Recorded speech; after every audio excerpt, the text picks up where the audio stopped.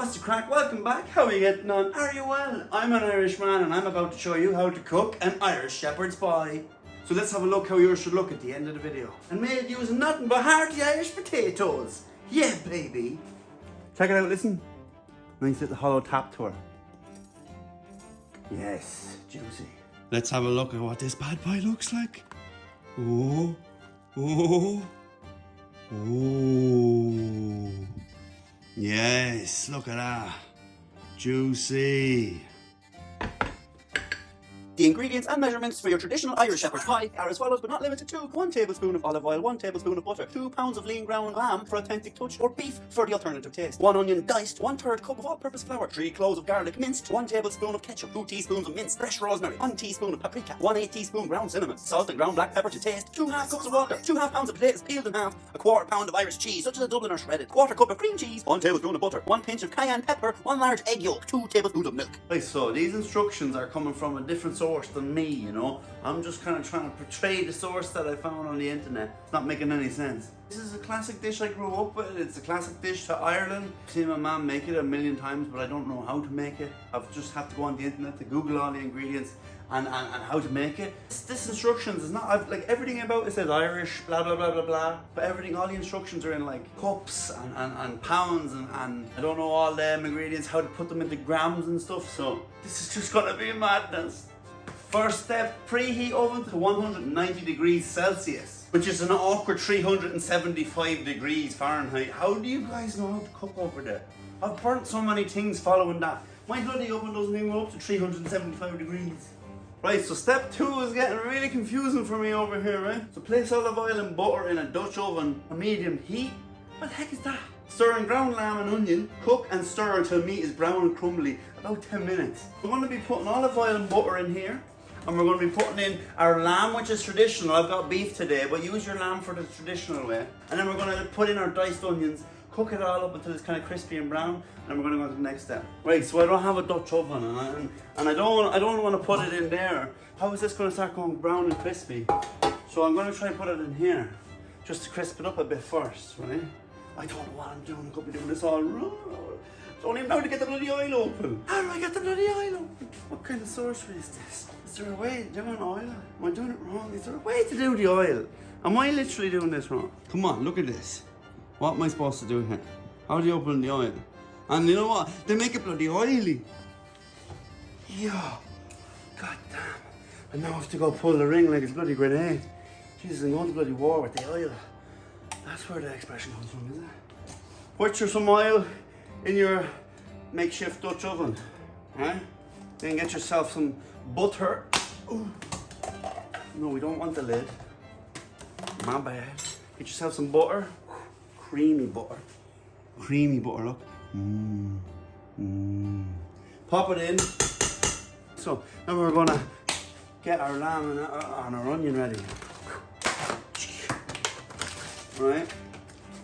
Take off the paper in the back. You don't want the paper in the back, right? Throw that in. Let's get some onion going here. Diced onion. How much onion? Depending on how much you want. That's up to you. Here we go. Straight in like this. Don't care. Don't even laugh at my mess. Onions are hard business. I'm not the chef you need to be watching to make this. But I guess if you've already had one prepared nicely and you've watched another chef make one, I hope you watch this and enjoy yourself and laugh and joke. And hopefully yours is nicer than my one turned out to be. I hope so. But actually, no, I'll take that back. I bet you mine was going to be nicer than yours. I bet you wish you watched my video first. Chop it up with the onion. People are like, watch your fingers. Watch your fingers. Click the like button. That's what you do with your fingers. Or write a comment. Now I know why people come away crying when they're making onions. It's a war. When Gordon Ramsay does this, why does his onions not go all over the bloody kitchen? Right, an eternity later, mix in your diced onions. Now look at that. Look at that. That's diced. You gonna tell me otherwise? Go away with that. Get up out of that. Plenty diced. Mix that in now with your ground beef or lamb. And we're gonna brown this up for about 10 minutes. And then we're gonna go into the next step. See you in a minute. While this is browning up for 10 minutes, you're going to want to add in the next step. Here we go. Stir in your flour, garlic, ketchup, rosemary, paprika, cinnamon, salt, pepper. Cook and stir garlic until fragrant 2 to 3 minutes. Let's go. Right, now we're getting complicated, right? Step 3, the flour, right? 1/3 cup of flour. What the heck is 1/3 cup of flour? Do you know what I'm saying? I don't understand that. I tried googling what's 1/3 cup of flour to grams. It's incompatible, and I'm like, how come you're incompatible? Your computer, tell me the answer, please. So I'm gonna say, and I'm guessing that looks like a cup. The last time I baked a cake, I used 2 cups. Like, and I thought cups meant a mug. 2 mugs of flour. Way too much flour, I'm guessing. So, but 2/3 cup of this. This is what we're gonna go with, right? So we're gonna go stir in the flour. Mix in the garlic. It said 3 cloves of garlic. I have 1, 2, 3, 4, 5. Because I'm saying we need more garlic. Never scrinch on the garlic. Always more garlic. This is browning up nicely. These ingredients are ready to go in. We're going to put these ingredients in as we go along. Here we go. Oh God, there's so much ingredients and so much that can go wrong. Here we go. 2/3 cups of flour, I think. Oh, mix her in. Mix her in. Need a way to open the garlic. I think I see this on TikTok. Will it work? When I need you. I need you to work it out. Okay, here we go. And then what's that supposed to do? Supposed to be able to peel the skin away and be just left with the garlic. How about that? How about that? TikTok was right this time. So what I did wrong there was I just threw in one big clump. I'm gonna retrieve that clump. Ah, reverse cooking, reverse cooking. Oh, I just threw one away. I need you diced up a bit. Not as much as the onions, but just so much that it releases the flavours, and that if you get a bit in your mouth, you don't mind the big chunk, you know what I'm saying? In you go. In you go. Garlic. Salt. You're not ready, will you calm down? You're in the queue. Don't be jumping the queue. So after the garlic goes in, tablespoon ketchup. Boom. I'm gonna go 2, because I like a little bit of ketchup. And after that, then we gotta go with rosemary, paprika, cinnamon, salt, and pepper. Here we go. We're gonna put it all in here. So paprika. Doing it by the eye. Pepper, salt, pepper. Rosemary had a baby. Who was what? Here we go. Whoop, that's probably loads. Salt. Get rid of the lid. Right, here we go. All we go. In we go. Bada bing, bada boom. And then what's left? And cook until garlic fragrant. 2-3 minutes. That's what we're gonna do. Mix all that in. Got your flour, garlic, rosemary, all the seasonings, all the salt, the onions. We'll mix this in now. Here we go.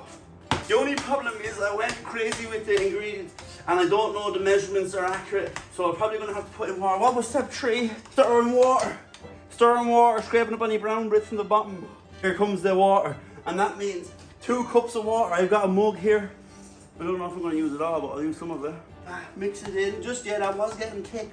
I'm glad the water came right when it did. I was getting a bit too thick. Let that simmer for 5 minutes. I clean up and look on the next step. So it's going to be a few minutes where you're like, oh, what did I do? Clean. You'll forget about it and you'll thank me later. Right, step 5. Now that she's nice and thick, she's been cooking for 5 to 6 minutes. We're going to stir in the peas and carrots. Here we go. Ooh, nice. We're going to drain these. Now you can go with frozen peas and carrots, or you can go with the old just ready to go ones, you know what I mean? It's up to you, it's up to your kind of preference. But I've got the old ready to go, just drained. I'm going to mix these in. Mix these in now with your mixture. Here we go. Yes. Nice. Oh yes. Now look, it's coming together nicely. Isn't that resembling what you remember now? The meat and yes, see? Familiar, I see. I know you. Put down in the comments, I got you. Mix until it's nice and evenly spread out together. Oh yes, that's gonna be juicy. Step 6, get your dish.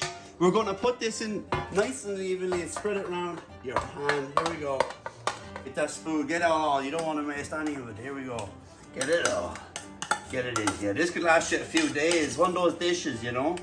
You could have this for breakfast, you could have this for lunch and dinner 3 to 4 days a week. You know, if it lasts you that long. Spread it out nice and evenly.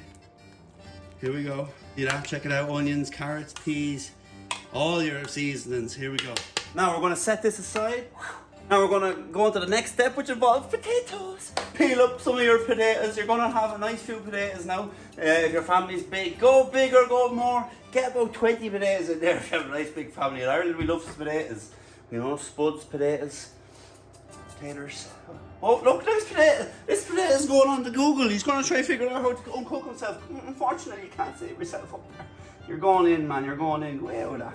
Now this is step 7. I don't know why it's step 7. It could have been step 1. It's saying put your potatoes into salted water and bring them to the boil. I'm like, why wasn't this one of the steps in the beginning? So that way these could have been kind of chilling and doing their own thing for a bit. But now I'm only after catching up to this step. So bring these lads to the boil. You know, reduce it to medium for about 15 minutes and then we're good to go. And seeing as these are going to be mashed, and this step should have been fast forwarded, you can chop your potatoes up even a little bit more just to speed the process up. Good tip.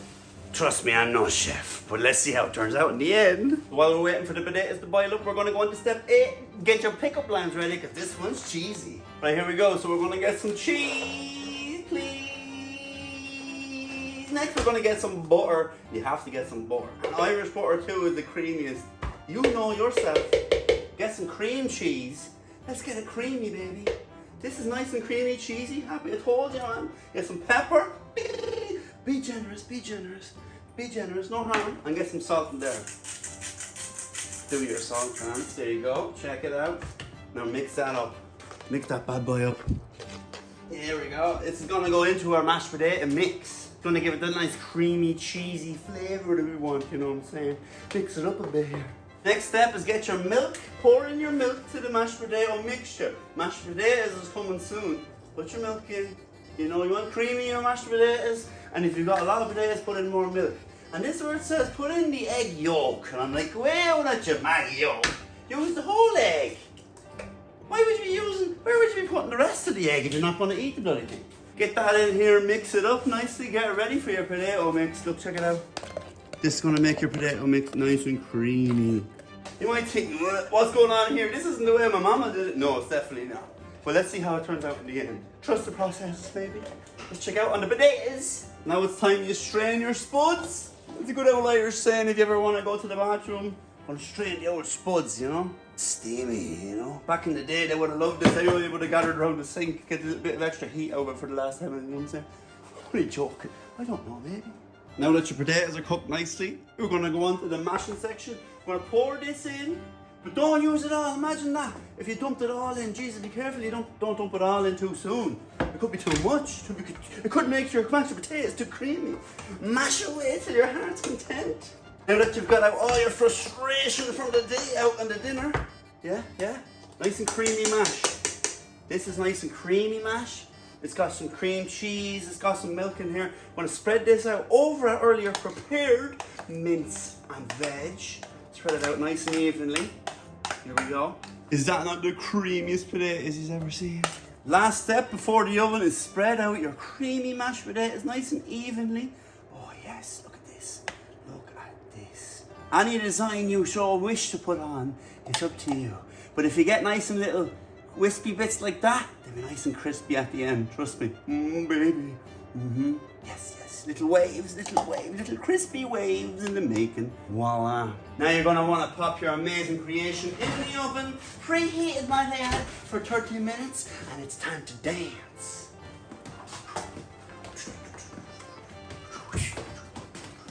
And just to prove how much potatoes and Ireland go hand in hand, the potatoes love us back. They literally love us back.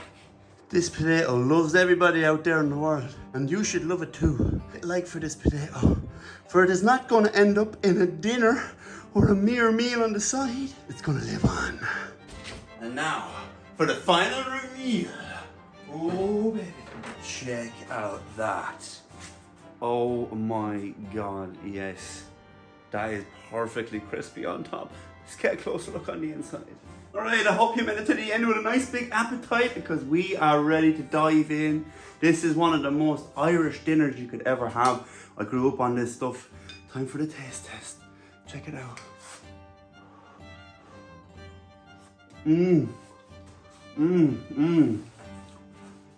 Bring me back home, baby. Bring me back to my baby childhood. I used to come in after school and have this. I'd have this when it was raining and cold. It's a good hearty Irish meal. And you want to use hearty Irish potatoes. No other better way. So this is a very Irish traditional meal. I hope you enjoy it. Hit the subscribe button if you want to see some more Irish cooking. Let me know down in the comments what you'd like to see cooked next. And I'll see you next time. Oh, and if you're still there, follow me on Twitch, Instagram, TikTok, the whole lot. Irish Jesus, slán, will ya?